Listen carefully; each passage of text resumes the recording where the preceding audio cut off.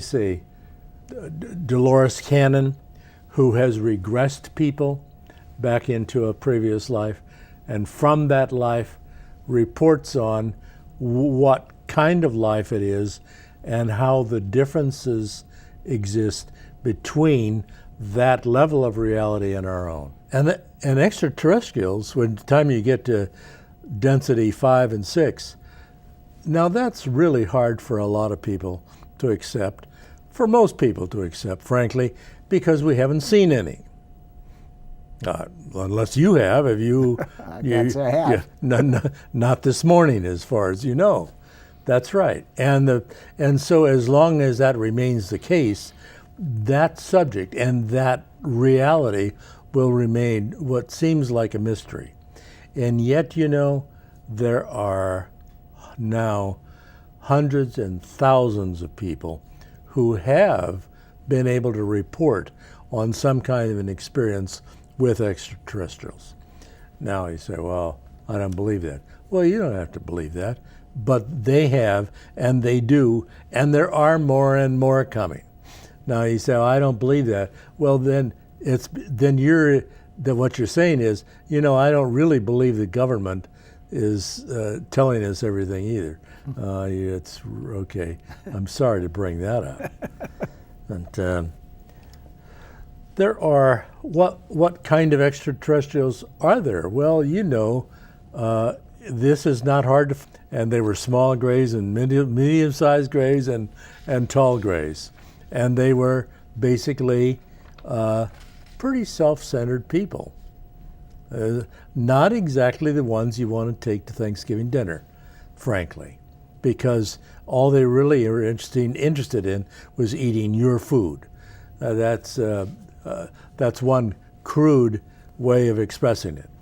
Now, that created a kind of a bias against the extraterrestrials, most of whom, according to my friends here, and those people I mentioned, most of whom are really mean our welfare and want to bring us along into the next density of reality.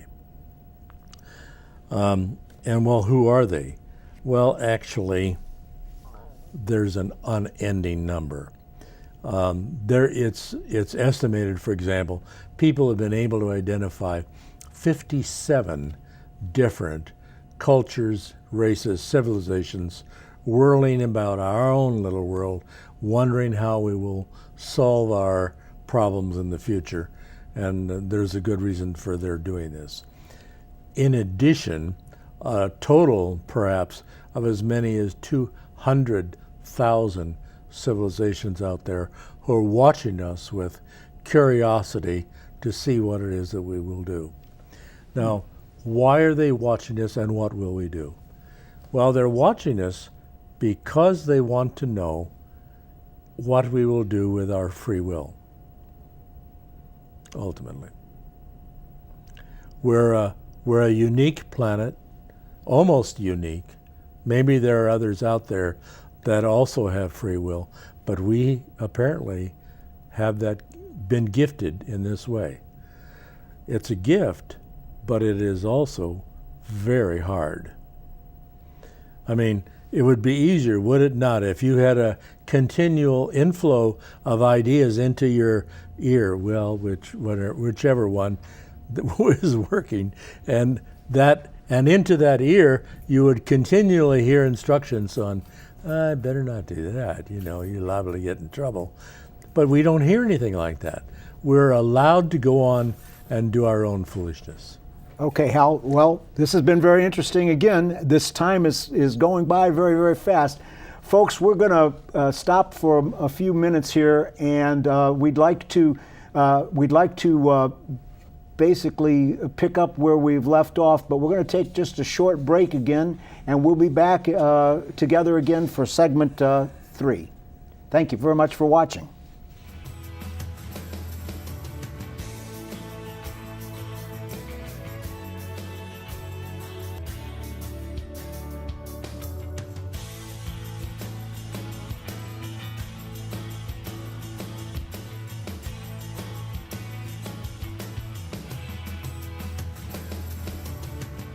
Well, welcome back. I'm Keith Dennis. I'm with Hal Meyer, who's the producer of a show called Off the Beaten Track.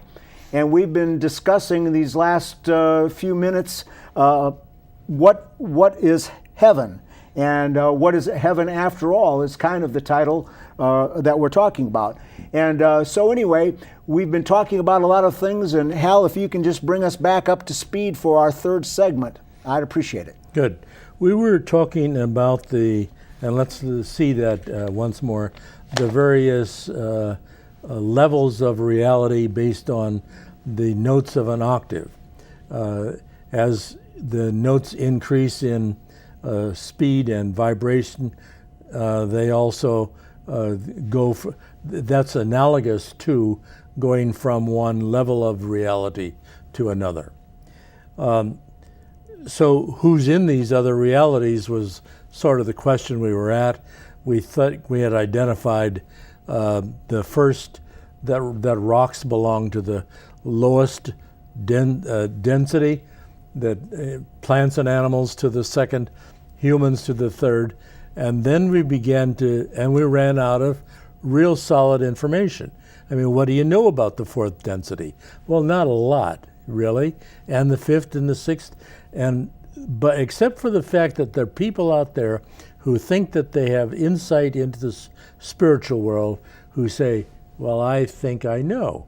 I know that among other things, that must account for the cherubim and the seraphim and the powers and principalities and all those other name forms used in our own Christian scriptures, for example, to refer to these, and that they are among those who inhabit the worlds to come, which are what? Is that heaven?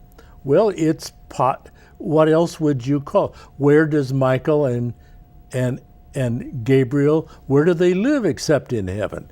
Wouldn't you guess that would that be your first guess about who's out there? Well, the second guess, however, is all those extraterrestrials who are floating around.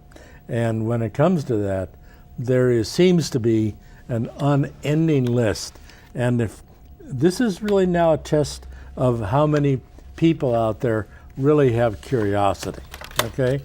Because you can, for example, you can go to Google and ask for alien species and come up with a whole batches of them, beginning with somebody called the Arcturians, and then going on to the Agrarians, and how about the Alpha Draconians, and how about the Alpha Centaurians, and so forth and so on.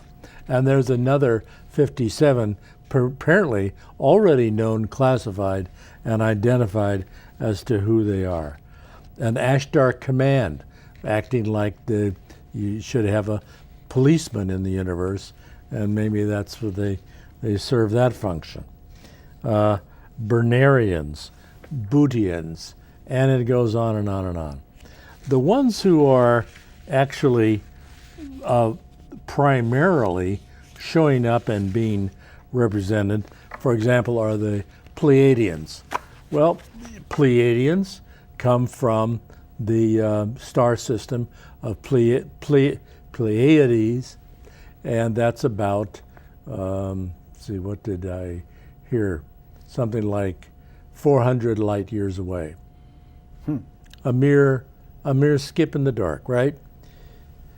400 light years, and the problem that has perplexed our scientists is, how did they get here? We don't know how to go at the speed of light. And certainly we don't know how to go fast enough to really make interplanetary travel and intergalactic travel successful. So that's one of the great troubles that people have. Well, now there are scientists who say, yeah, no problem. We've been told now how they do this, and we believe that we know how they get here and how they get back, and we think we understand how mankind in the future will also be able to do this. Well, now, Hal, I know people out in our audience are going to be skeptical. There's going to be some skeptics out there. No kidding. So how do you answer just the fact that, well, we're hearing about all these people. How can we prove that they're there? Is there any way? Is it sort of like string theory where you can be in two different places at the same time? Is that something that that would play into this factor of how you would explain these different beings that are in these higher densities, as you call them, or is this just some of the speculation that that people have been putting forward that we're sharing here today? Good point. Well, one of the things that you can lay your hands on is that these is the UFO phenomenon, unidentified flying objects. That's what they were called when they first appeared. And they would appear up in the sky, we'd send jet planes after them, and by the time they get up there, they were gone, or they would make a right-hand turn and zip off into disappear. Okay, there's a lot of so-called evidence like that. If you believe in actual first-hand reports, there are now thousands of appearances. Okay, so that's the beginning, I think, for a skeptic to say, if they really want to delve into it, there's plenty of information like that. There is a second kind of information that's going on, which is really very, very interesting, and that is crop circles. Now you say, oh, well, if I'm a skeptic, I know that crop circles were made by three guys who got drunk and piled out of a bar at night and drew pictures out there, and therefore it looked like circles that they were drawing, but in fact, it's foolishness. Well, actually, the crop circles, when examined, are so complex, and in most cases deliver a message which is beyond the capability of three guys in a bar, I promise you. So there is another kind of physical reality. There is a kind of a proof that somebody is out there trying to communicate with us. And so that's at least two instances. There are, I wish I could say that there was some kind of official disclosure of these people. But to tell you the truth, I'm not sure we're going to get to that too quick. I think that we may, but for reasons which I don't understand, and which maybe they do, that's being withheld from us. Now, it makes me angry to admit that, and I'm sad to understand that. But well, again, they say that the universe is expanding even more rapidly now than they may have thought before. So, from our density that we live in, which is the third density, our appearance of getting to other civilizations or extraterrestrials that may be out and about, obviously we're getting further and further away from them, and that might account for why we're not, able to really put a lot of our hands on that. But it requires being in these other densities, if I understand this right, for us to really perceive